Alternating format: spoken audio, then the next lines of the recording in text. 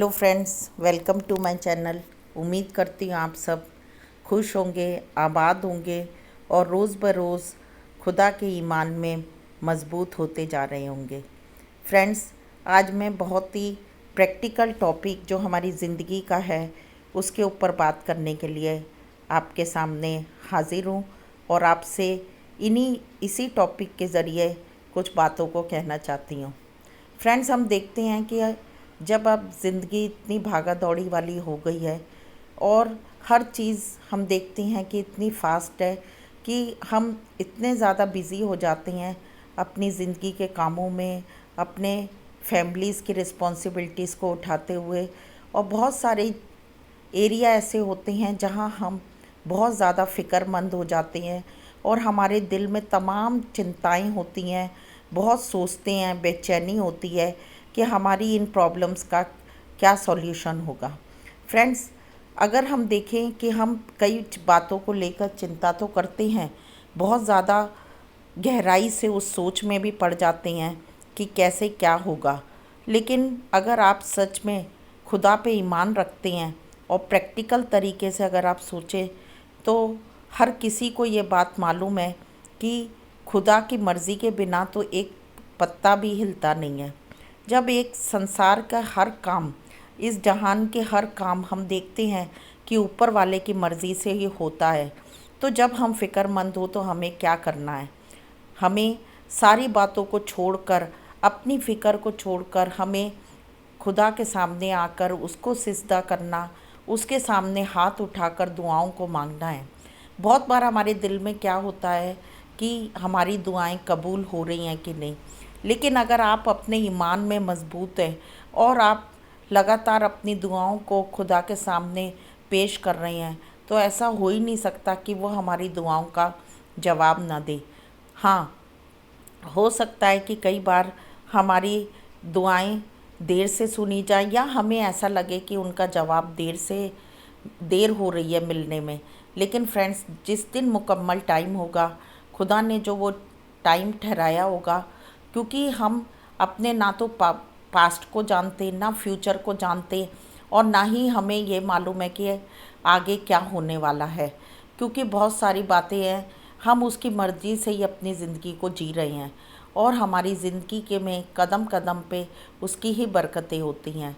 Friends, हम चिंता को करके अपनी ज़िंदगी में ना तो एक दिन बढ़ा सकते हैं, ना घटा सकते हैं।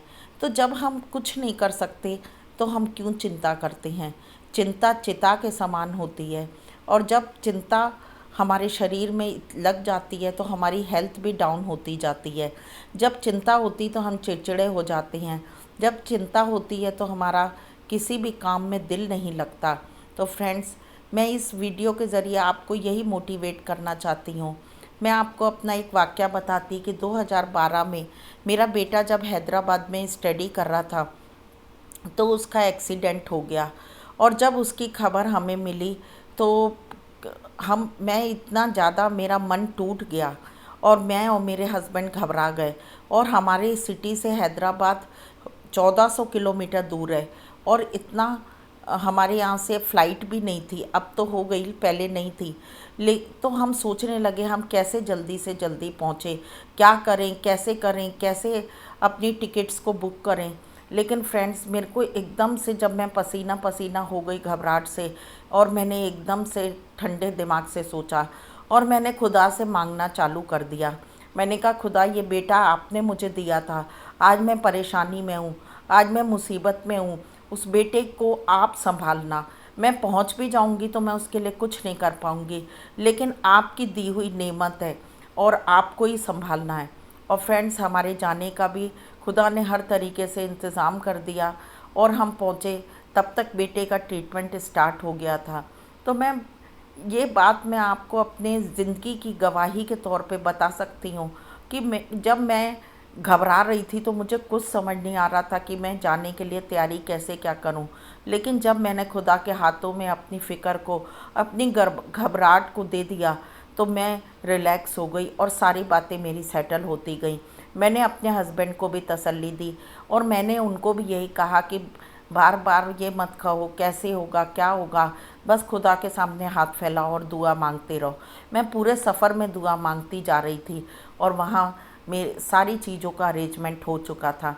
तो फ्रेंड्स, जब हम दुआएं मांगते हैं तो हमारे लिए खुदा अपने फरिश्तों के ज़रिए किसी ना किसी को ज़रिया बनाता है और हमारी मदद हमारे पास आ जाती है।